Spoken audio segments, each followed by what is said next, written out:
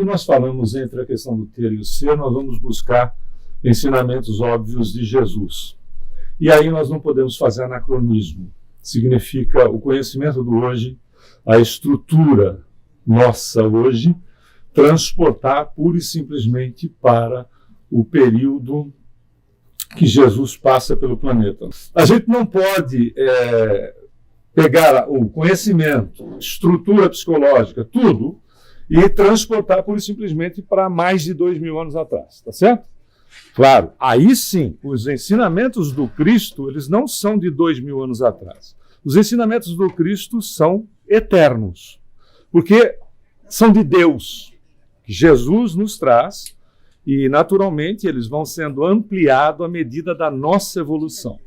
Como também o conceito de Deus se ampliou para todos nós, né? Tínhamos deuses, depois passamos por todas as estruturas até chegarmos a uma definição em 18 de abril de 1857, lançamento do Livro dos Espíritos, há 166 anos atrás, onde Kardec já não pergunta quem é ou o que é, não coisifica nem coloca a pessoalidade na divindade, pergunta que é. E a resposta é belíssima, dada a importância do assunto, é o primeiro capítulo do livro, e o primeiro... Ele consertou. Tem alguma coisa acontecendo aqui agora. Aí, mas não era para mudar. Na realidade, a resposta dos espíritos é a inteligência suprema, causa primária de todas as coisas. Obviamente, eu vou testar. Agora tá. Obviamente que eles, como dissemos, os ensinamentos de Jesus estão em Deus, ele vai dizer, eu e o Pai somos um, ele não fala em perda de individualidade, em absoluto, ele fala na capacitação dele como espírito, uma capacitação crística que um dia nós atingiremos, ele fala sobre estar ligado na mente cósmica, o que para nós ainda é algo surreal, né? Estar ligado na mente cósmica. Então, o que passa, a rigor, na mente de Deus, passa na mente de um espírito crístico. Há que se ter uma capacidade diferenciada que nós possamos conhecer hoje em dia. Então, os ensinamentos deles são reflexo, exatamente, ele reflete a verdade divina. Então, ele foi, e será, sobre todos os aspectos, a base dos seus ensinamentos. Mas ele tinha que fazer algo que fizesse sentido para pessoas vivenciando uma realidade há 2000 anos, não é verdade? Se Jesus estivesse conosco agora, ele utilizaria todos os recursos que nós temos à nossa disposição, redes sociais, questões todas que nós conhecemos, ele utilizaria por estar, evidentemente, dentro desse contexto. É por isso que nós fizemos essa introdução, porque nós trouxemos duas parábolas de Jesus. A primeira é esta aqui, a parábola do rico insensato, que nós podemos localizar em Lucas, no apóstolo Lucas, capítulo 12, versículo ou parágrafo 16 a 21. Que é interessante que ele começa com uma parábola dizendo, e propôs uma parábola. A parábola é uma historinha, uma historinha de fixação, veja como é uma coisa interessante, né? Como ele era de fato um mestre, como ele aceita o título de mestre, foi o único que aceitou, o único título que ele aceitou. Na realidade, a parábola ela tem a proposta da fixação, porque às vezes nós estamos numa palestra e determinadas palavras funcionam como gatilho.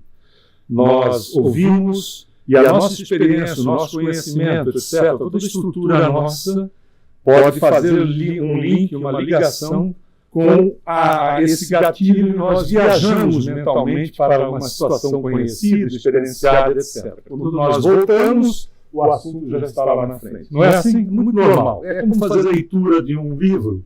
Às vezes uma palavra é o gatilho, nós avançamos 2, 3 páginas, dizemos, vou ter que voltar tudo porque...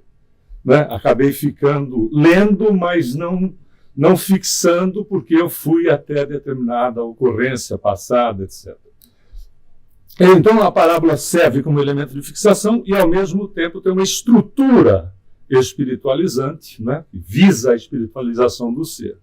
E o que acaba acontecendo é que numa multidão, né, ou num grupo, de repente fica o registro da historinha, a pessoa sai, todas as pessoas sairão atendidas, mesmo que seja só com aquele pedaço, que não é só pela estrutura aprofundada que ela tem, da espiritualização que é a proposta, a pessoa sai tão atendida quanto qualquer outro que teve a possibilidade de, ao decorrer da palestra, que era a proposta de Jesus, né, dos seus ensinos, teve a possibilidade de manter o maior volume de atenção possível. Não se espante. Pesquisa no mundo nos coloca num processo para nós adultos de profunda atenção, fazer uma retenção do que é colocado de 30% a 40%. Porque, exatamente por conta dessa particularidade de experiências, conhecimentos, vivências, etc. Então ele propõe uma parábola, dizendo da herdade, né, da propriedade de um homem rico que tinha produzido com abundância. Veja, está instalado numa época, né, de mais de 2.000 anos atrás. E arrazoava ele, né, discutia ele consigo mesmo, dizendo: que farei? Não tenho onde recolher os meus frutos. E disse: farei isto. Derrubarei os meus celeiros e edificarei outros maiores. E aí recolherei todas as minhas novidades e os meus bens. Na sequência, diz: e direi à minha alma: alma, tens em depósito muitos bens para muitos anos. Descansa, come, bebe e folga. É a mesma coisa que ganhar no Powerball acumulado. Ok? Que era para a época. Mas Deus lhe disse: louco, esta noite te pedirão a tua alma, e o que tens preparado, para quem será? Assim é aquele que para si ajunta tesouros e não é rico para com Deus. Você percebeu que nessa do louco ele é até aquela, né? Que tem que ter aquela voz assim de meio fantasmagórica de à noite, que eu vim te buscar. E aí não tem jeito. Eu dou as minhas cacetadas. Numa outra proposta, ele traz a do jovem rico, que algumas traduções, dependendo da tradução, você tem que ele era um príncipe, algumas ele era um jovem rico, ele era um proprietário, ele era um chefe, coisa do gênero. E aí o jovem pergunta para ele, né, o que eu preciso fazer para alcançar a vida eterna? Né, para me espiritualizar, conforme nós entendemos hoje, não é verdade?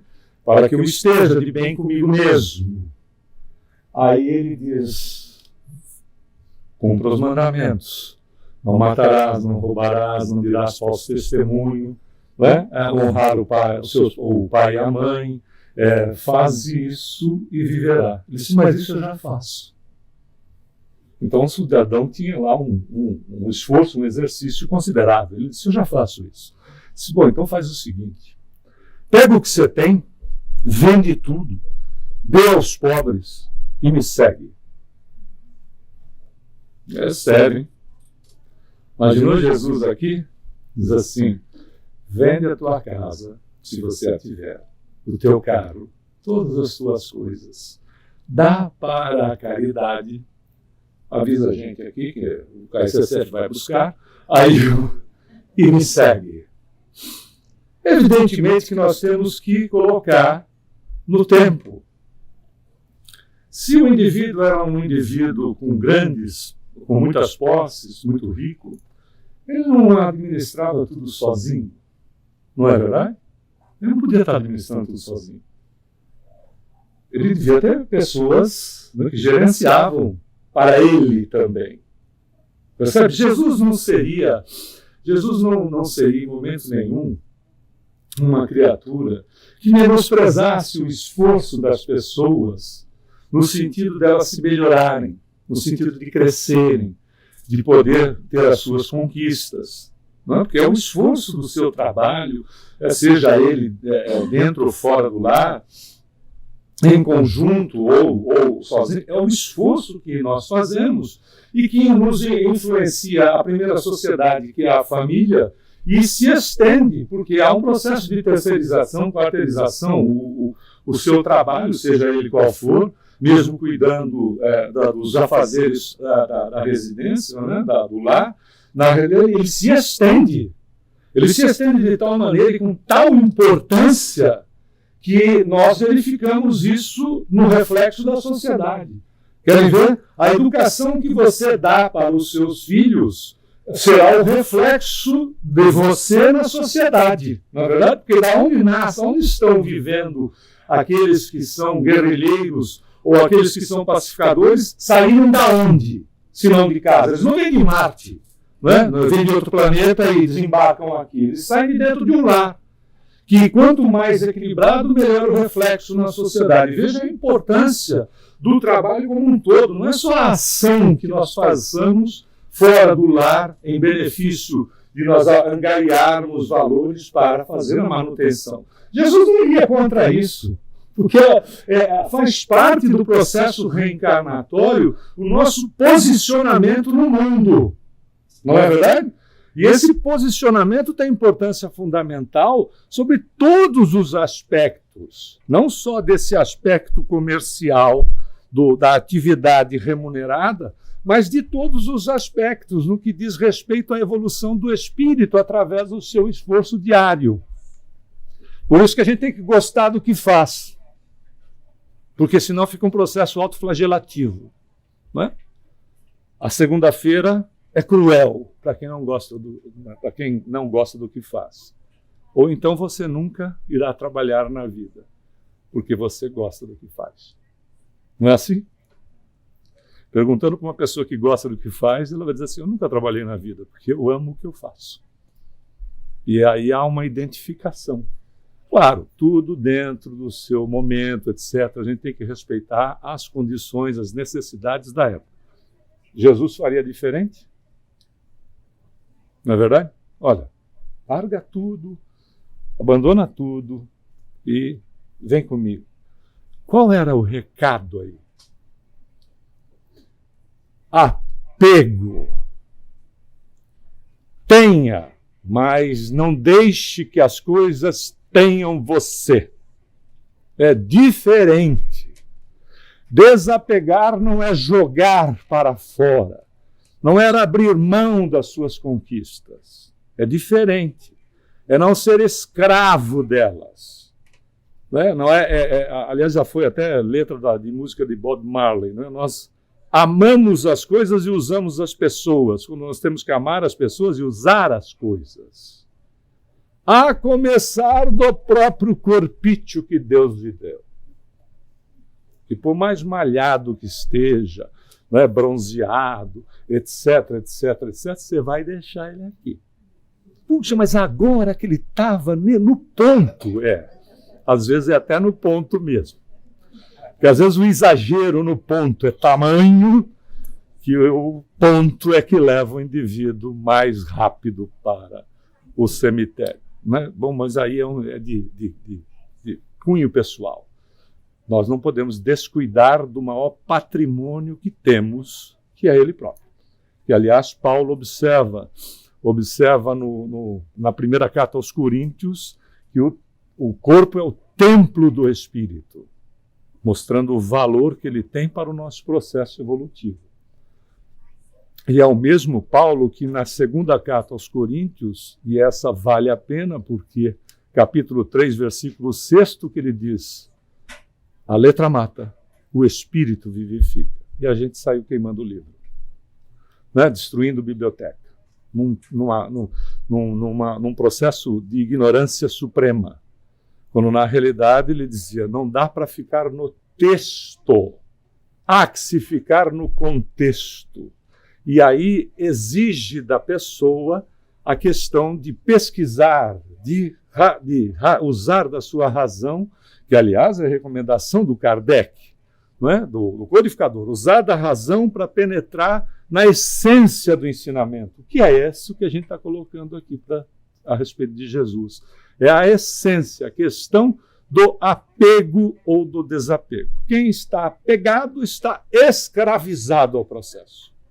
E é tão interessante que muitos de casos, por vezes, de desencarnantes que se comunicam, né, sendo atendidos nas casas espíritas, por vezes o indivíduo está apegado às coisas que possuía, ao carro, à casa, etc. Nós não tivemos numa oportunidade, já contamos aqui de uma certa feita, de quando nós estávamos nos mudando aqui para os Estados Unidos, que a gente está aqui não faz muito tempo, faz 12 anos agora, nós estávamos procurando uma casa, né? E ao entrarmos numa casa, foi interessante a situação, porque tinha um pássaro numa gaiolinha acuado. Ele estava acuado na gaiola e ele piava.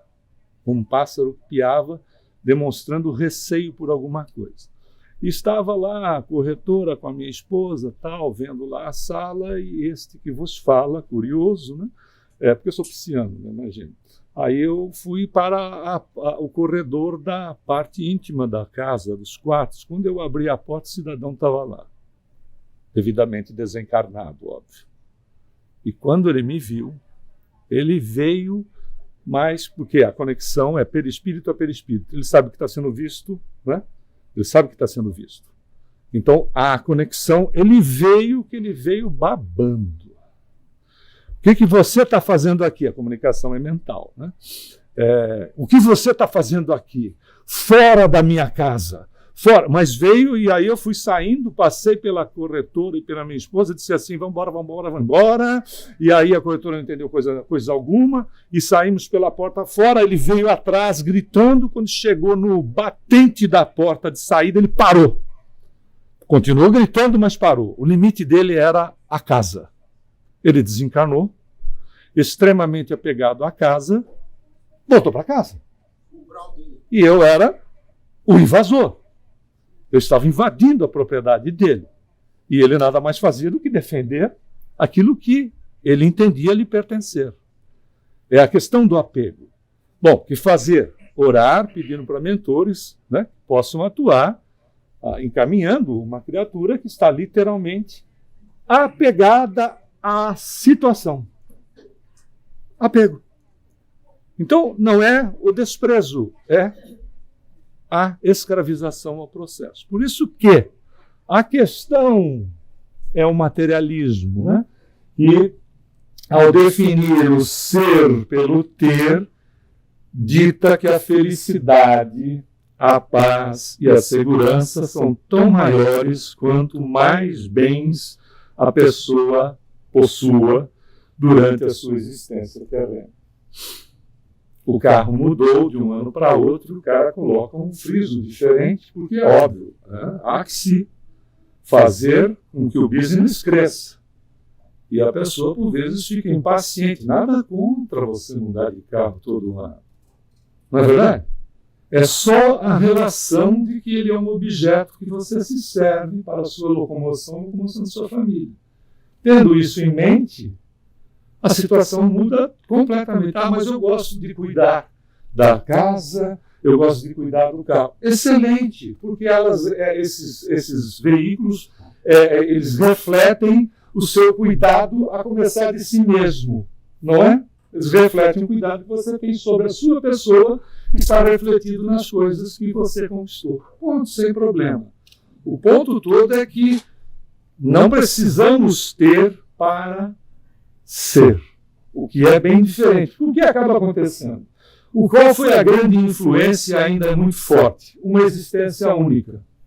Uma existência única, então se existe só uma existência, eu preciso gozá-la ao máximo, não é? Porque eu vou morrer, e morrer acabou. Não é assim? Creio que todos nós já ouvimos alguma colocação desse tipo. Eu vou morrer mesmo, não é assim? Então, quanto mais eu usufruir, tanto melhor em todos os sentidos. Para quem tem uma visão de uma condição de existência única, isso é uma realidade. Você vai morrer, ponto. Nós também vamos. Só que nós vamos desencarnar, apesar de que muita gente é cadáver que anda. Né? Porque quando a criatura é inútil para ela mesma e ela reflete a sua inutilidade para a sociedade, ela é um cadáver que anda, pura e simplesmente. Mas isso é uma outra realidade. Eu preciso usufruir. O que acaba acontecendo com isso? O eterno, o que é eterno, né? Deus, etc., os valores, tudo mais, vão ser preteridos pelo efêmero. É aquilo que, né, é imediato. Eu preciso disso. Eu quero isso, senão eu não vou ser feliz. Olha o engano. E, logicamente, coloca os cegos ao lado dos cegos. Porque aí é cego conduzindo o cego. Porque só vê o ponto à frente. Só olha o aspecto imediatista. E tudo mais é ignorado. O que vai causar? Tédio e frustração. É uma situação que, né, a gente se frustra porque já conseguiu e agora faz o quê? Precisa de mais. Né? Não acaba. É um círculo vicioso. Né? É o cachorro rodando atrás do rabo. Né? Vira um círculo vicioso. Eu preciso mais. Eu preciso mais. E, obviamente, eu preciso também, vivo com a questão da aprovação dos outros. Pasme, mas tem gente que, se você vai ao restaurante, pega o seu ticket e dá primeiro para o valer, se tiver valer, para ver que carro que você está usando. Percebeu? Precisa da aprovação dos outros. Não é? O que os outros vão pensar a meu respeito? Nada mais do que já pensam. Né? Só que agora com o corte de cabelo, para quem os possua, evidentemente, né? Ficou assim, tipo aquele capacete do Darth Vader, vão dizer também agora isso. Mais alguma coisa nesse sentido. Né? Porque é um sofrimento, porque, concorda? Eu preciso ter quantos likes eu preciso ter naquilo que eu postei. Por incrível que pareça, nós temos tratamentos psiquiátricos para pessoas que necessitam pelo problema da viciação em redes sociais. E a viciação não está só no acesso, está em quantos likes eu tenho e quantos você não tem. Percebeu? Há uma situação de necessidade de aprovação. Vira um círculo vicioso. Olha Jesus falando no livro Boa Nova, através de Humberto de Campos, na psicografia do Chico. Tudo na vida tem um preço que lhe corresponde. Se vacilais receosos ante as bênçãos do sacrifício e as alegrias do trabalho, meditai nos tributos que a fidelidade ao mundo exige. Você acabou de ver aí atrás, né? Quais são os seus valores? É a questão do Cristo para todos nós. O que é que você valoriza? O que é importante na sua vida? Nada de desprezar as conquistas e continuar trabalhando para melhorar-se. Mas o que é que vale? Por isso que no Evangelho segundo o Espiritismo, Kardec registra: somente o homem inteiro é ser humano, que se despojou dos vícios e se enriqueceu de virtudes, pode esperar com tranquilidade o despertar na outra vida. Não é outra vida porque desencarna e vai viver outra existência. Não é. Amanhã de manhã, se você não trabalha durante a madrugada, amanhã de manhã, a sua vida começou de novo. Você reencarnou. Não é? Porque somos seres interexistentes. Um cochilo, algumas horas de sono, saímos do corpo, estamos na realidade que é nossa, que é espiritual. Ok? Para não voltar para o corpo, é assim. Não queremos meter medo em ninguém, você não precisa tomar café com Coca-Cola, coisa do gênero. Mas é assim. Não é? Para reencarnar, não. Para reencarnar tem que fazer planejamento, ver se os pais aceitam. Primeiro se eles vão dar certo. Depois se eles vão nos aceitar. Aí o Emmanuel diz, inclusive no livro Leis de Amor, nós estamos fazendo uma doce obsessão. Claro que se não der certo, a gente dança, né? Fala umas coisas bacanas para ela.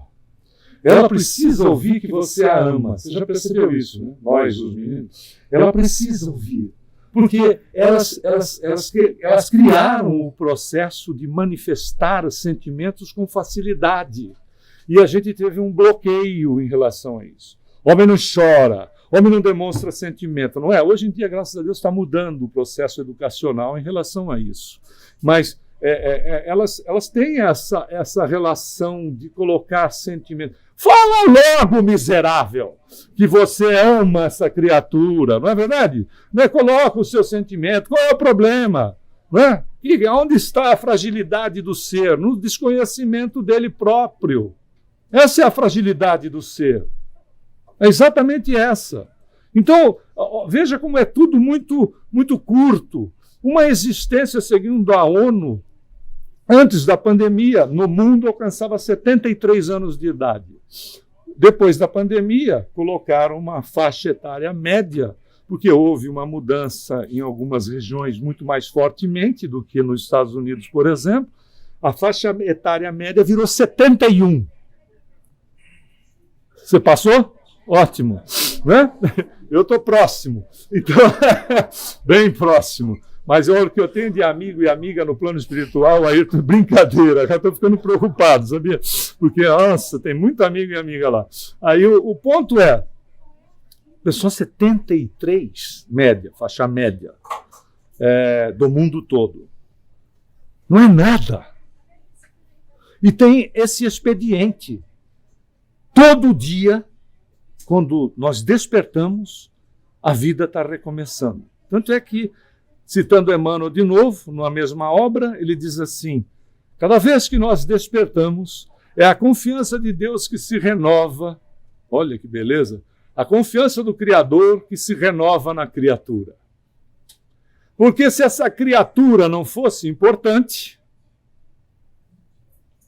não acordaria.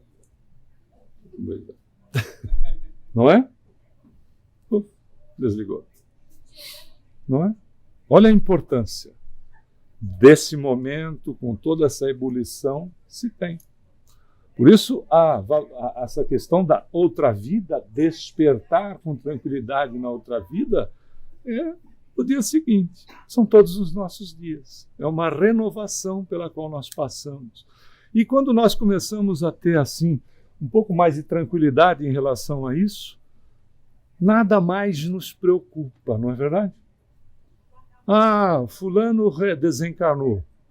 Sim, ele cumpriu com a sua missão e está agora, se ele trabalhava, vai continuar trabalhando lá. Se ele estudava, vai continuar estudando lá, com um detalhe, vai manter seu relacionamento com as pessoas que ele ama, né? De uma forma, por vezes, até muito mais objetiva. Nós trabalhamos durante muito tempo num serviço, numa casa em São Paulo, de consolo às pessoas que os familiares, amigos, parentes haviam desencarnado. Então a pessoa ia, e é interessante, algumas pessoas tinham um contato muito pequeno com aquele ser querido, porque fosse quem fosse, estudava o dia todo e trabalhava à noite. Quando chegava à casa, as pessoas os familiares já estavam repousando. Por vezes saía tão cedo para a atividade do trabalho, que as pessoas ainda não haviam despertado, não haviam levantado. Então o contato era muito pequeno. Desencarna e disse assim, eu sonho com ele ou com ela todas as noites. Está acontecendo o quê? Um contato com essa criatura, né, numa condição muito maior do que efetivamente acontecia antes. Claro, mas nós somos pessoas, nós somos espíritos que nós temos ainda, e sem qualquer problema, a necessidade desse contato mais objetivo, não é assim? A gente tem essa necessidade, não tem problema nenhum. A gente quer as pessoas que nós amamos o maior tempo possível conosco. Ora, isso nos faz bem para nós, faz bem para o outro. Ótimo! Aproveitemos isso ao máximo. Não para ficar grudado na criatura, não é? Mas aproveitemos isso ao máximo. Esses momentos que eles são exatamente aqueles que nos trazem a real felicidade. Olha o que Kardec ainda diz no livro Céu e Inferno. Engana a si mesmo que vê nas riquezas da terra a chave para a sua felicidade. Na ideia de conservar, apegando-se ao bem que não lhe foi dado, quando deverá usufruir dele com desambição. Porque nós somos usufrutuários e usufrutuárias dos bens divinos. Ponto. Não é seu. Acabou. É isso que ele está dizendo aqui. Não é isso? Saiba utilizar. É porque é meu isso. Não é. Não é. É porque nós somos territoriais. Por isso que é o meu. É minha. Porque nós somos territoriais. Né? O animal ainda está muito mais próximo de nós do que o angelical. Não é verdade? Então o que acontece? A mesma coisa que você tem um cachorro. Você compra um cachorro, filhote de um pastor alemão e bota ele para dormir na tua cama. Ele vai crescendo. Aí, a hora que você quiser botar ele para fora da tua cama, ele põe você para fora da cama. Né? Porque ele é territorial. Espaço ocupado não é devolvido. Nós somos assim, não? Somos ou não somos? Um pouquinho, né? Não tem problema nenhum, não. É um processo de desenvolvimento. Mas somos usufrutuários. É de Deus. Até o Espírito é a sua criação, que nós facilitamos no processo da maternidade e da paternidade, nós facilitamos a questão da vestimenta para que haja o processo reencarnatório. Mas não é nosso. Mas é óbvio que aquela criatura vai nos exercitar o que temos de melhor em nós mesmos. Sendo seu filho, seu sobrinho, seu enteado, seja quem for. Ele vai nos trazer a possibilidade de nós nos exercitarmos naquilo que nós temos de superior em nós, que é o amor. Por isso que é comum a gente ouvir a felicidade não é desse mundo. Não é comum a gente ouvir isso? Então, significa que nós somos uma quantidade de gente, todo mundo triste, abatido, acabado, porque Deus gosta de gente assim, né? Pessoas que são pobres, miseráveis, doentes, tristes, acabados, etc. Deus gosta dessas pessoas. É um contrassenso absurdo. Jesus entrou na casa do Zaqueu, que era um milionário da época, e o Zaqueu disse: tudo que eu faço de incorreto, devolvo 3, 4 vezes para a criatura se eu a prejudiquei. E Jesus diz o que para Zaqueu? A salvação, quer dizer, a conscientização, o esclarecimento entrou hoje nesta casa. E o Zaqueu foi chamado 13º apóstolo, que um dia reencarnaria com o Bezerra de Menezes. O doutor Bezerra de Menezes foi o Zaqueu. Né? Que é uma maravilha. Não é uma maravilha, porque foi uma alma de dedicação, porque todos nós temos a possibilidade de fazer mudanças na nossa existência se nós quisermos. Realmente, felicidade não pode ser desse mundo. A gente não dá para amarrar a felicidade numa casa, principalmente no sul da Flórida. Você tem uma categoria 4 e 5 e a sua felicidade vai pelos ares, literalmente. Não é verdade? Não dá para amarrar também, né? Na Bolsa Prada, porque pode ser que em Miami, principalmente, possam que peçam ela emprestado, para não devolver mais. Também não dá para amarrar no carrão, porque por mais bacana que seja, ele também pode não só ser roubado, como pode ser danificado numa colisão, como vai envelhecer. Também não vai dar para amarrar aqui. Isso tudo traz um elemento interessante que se chama alegria. Você tem aquela explosão de alegria, como também, se você gosta disso aqui. Ok? Ele te dá uma explosão de alegria. E existe o porquê. Nós só trouxemos uma particularidade. Ele também é rico em tirosina. E é uma substância que estimula não só a liberação de endorfina, conhecida como hormônio da felicidade, que na verdade é de alegria, não é? Como também a produção de serotonina e dopamina. E a dopamina age no circuito de recompensa no cérebro e você quer o quê? Repetir. E aí, eu sou um chocolatra. É mesmo, né? Porque é uma coisa fantástica, aquele momento de alegria. Né? Só que acabou a barra, passou a alegria, você precisa de novo. Percebeu como, por exemplo, qualquer condição que entre nesta estrutura, ela é uma enfermidade, dependendo do que é? Notou porque a corrupção é uma repetição do indivíduo na própria situação, seja corrupção no nível que for. Porque tem pessoas que corrompem ideias, corrompem conceitos, etc. Não é só questão financeira.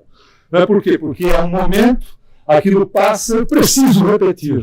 Porque há uma demanda, é a mesma coisa que usar determinados tipos, ou seja, de qualquer droga, seja ela lícita ou não, porque há uma solicitação do próprio organismo, que há uma imposição. E aí começa a haver a demanda. Então há uma diferença gigantesca que a gente percebe sobre a questão da alegria e da felicidade. Não é? Os momentos alegres são todos assim. Que bom, passou. Não é? Que bom, passou. É rápido. A felicidade não, porque ela é uma construção. Ela é uma construção. E aí o Kardec diz, a felicidade devemos associar a ideia de caminho, de servir e de liberdade, pois a marcha avante do espírito rumo ao seu norte inexorável, que é Deus, é contemporânea à libertação de si mesmo, sendo o amor a chave do seu cárcere individual. Tenha tudo o que você quiser, mas ame o máximo que você puder. Faça o bem o máximo que você puder. Não é uma questão de não permitir o mal. É imperioso fazer o bem.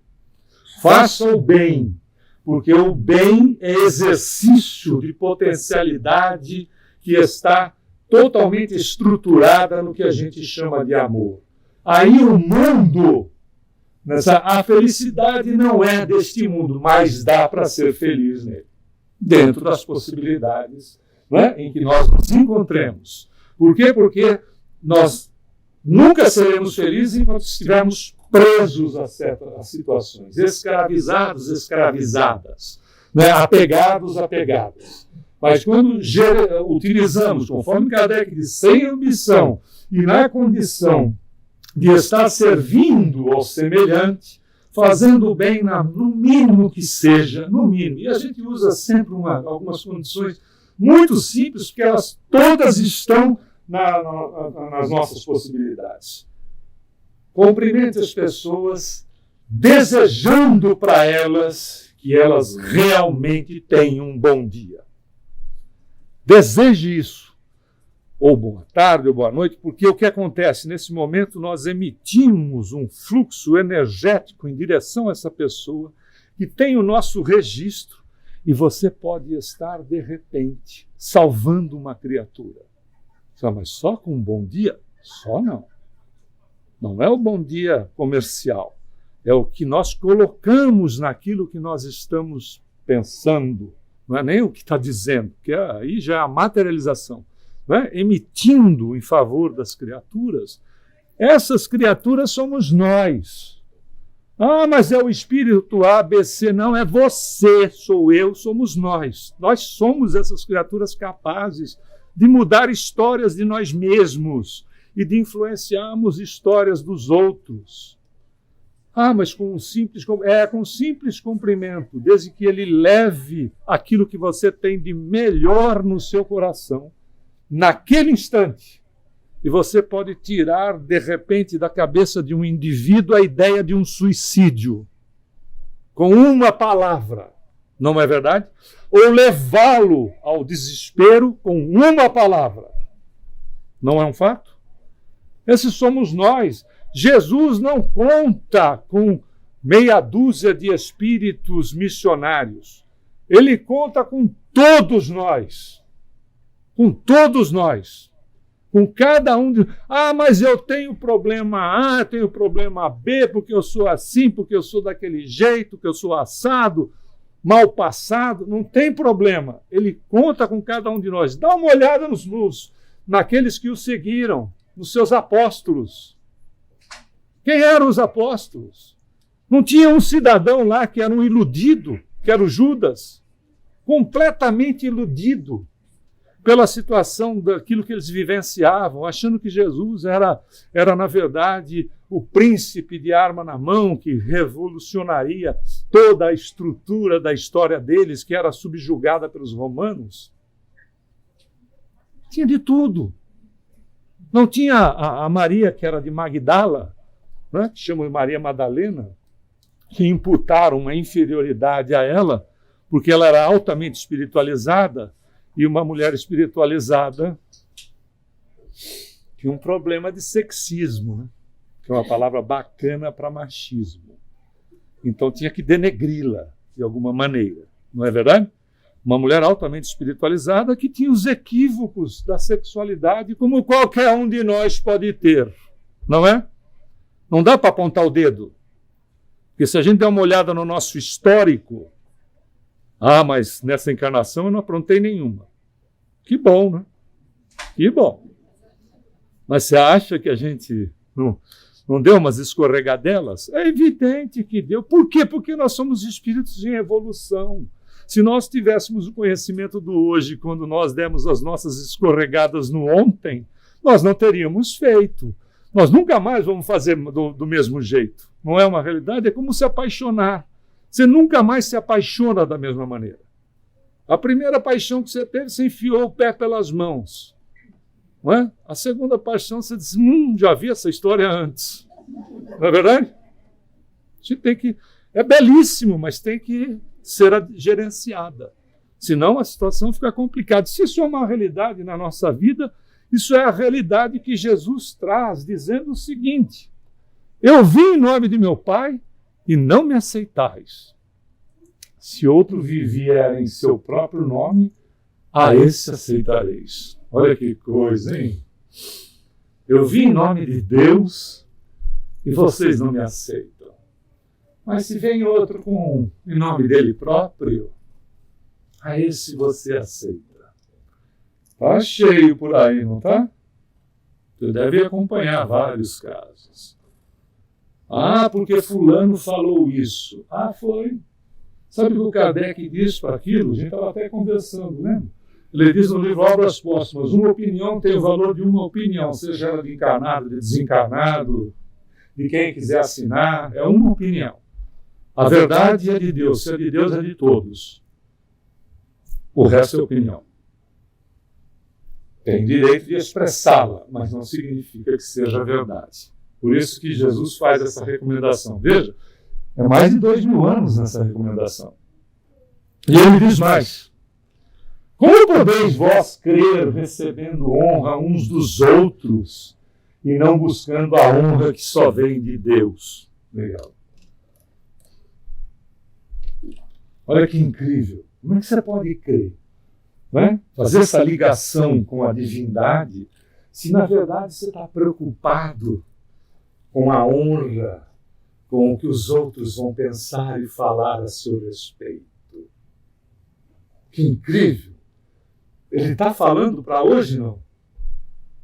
Ele falou para ontem, está falando para hoje, e essa realidade adaptada no tempo continuará sendo realidade na nossa vida. Por isso que a recomendação é dele: ame e seja feliz. Porque o amor contagia. Conta-se numa história antiga, já contada aqui algumas vezes, eu vou pedir a sua permissão para repetir, que o José morreu. Né? A história é de um autor católico, mas não se encontra o nome dele. Então José morreu. Aí ele foi para o céu. Chegou lá no céu, tinha uma recepção. Chegou lá, a recepcionista toda atrapalhada, porque eles estavam fazendo um trabalho de alteração na área de tecnologia. Se tiver gente de tecnologia, sabe como é que é, né? Porque uma coisa é o tecnólogo, outra coisa é o usuário. Né? Tem uma situação ali, às vezes, complicada entre essas duas facções, né? Que acabam virando facções, né? Se é de tecnologia, não. Vira facção, né? Às vezes vão para o combate, inclusive. Aí a situação, ela estava toda atrapalhada lá, e ela disse: quem é você? Eu disse: eu sou José. Eu disse: José, não encontrei aqui. Bom, se eu não encontrei, ele disse: bom, eu faço o quê? Eu vou para onde? Disse: bom, se você não está aqui, vá para o inferno. Aí o José era um cara positivo, um cara bondoso, era uma pessoa como qualquer um de nós, assim. Aí o José, extremamente disciplinado, ela mandou ele para o inferno, ele foi para o inferno. Aí foi para o inferno lá, aceitaram o José. E passaram umas semanas, a secretária do Pedro, que é o São Pedro, o cara que tem a chave lá, pegou e disse: senhor Pedro, o Lúcifer, né, que é um absurdo, né? Lúcifer quer dizer luz, é o anjo decaído. Ele virou anjo quando ele decaiu. O Lúcifer está querendo falar com o senhor. Ainda não são aparelhos fixos, ele está na linha. Ele está na linha, né? E está querendo falar com o senhor. Eu disse: olha, você disse para o Lúcifer que eu estou com o meu schedule, com a minha agenda carregadíssima e que eu ligo para ele depois. Ela voltou depois de um minutinho e disse: não vai dar, seu Pedro. O Lúcifer está se queimando de raiva, literalmente. Né? Aí, bom, ele quer falar com o senhor de qualquer jeito. Então passa ele. Aí eu transferiu. Aí o Pedro pegou e disse: Lu! Você vai, Lu! Lu, coisa nenhuma. Sem intimidades e sem brincadeirinhas, porque você me mandou, eu não esperava tudo de você, menos isso. Você mandou um míssil aqui para o inferno que está acabando com o inferno. Está me deixando louco. Mas o que aconteceu? Como que aconteceu e você não sabe? Disse: se soubesse, disse: não. Você me mandou um tal de José, que chegou aqui e começou aos poucos falando a respeito de que ser feliz é ser bom. E aí começou com essa conversinha. Agora foi amealhando gente, começaram a se reunir, estão montando uma ONG para fazer o bem para as pessoas aqui no inferno primeiro, etc. E você não sabe? Não é coisa sua? Ele disse: absolutamente. Senão você tem que fazer alguma coisa. Faz o seguinte: manda o José para o céu. E aí o Lúcifer bateu o telefone sem se despedir, mal educado, e o José foi transferido para o céu e devidamente aceito. Conclusão: seja tão bom, mas tão bom, que se um dia você for parar no inferno, até o demônio vai querer mandar você para o céu. Muita paz a todos.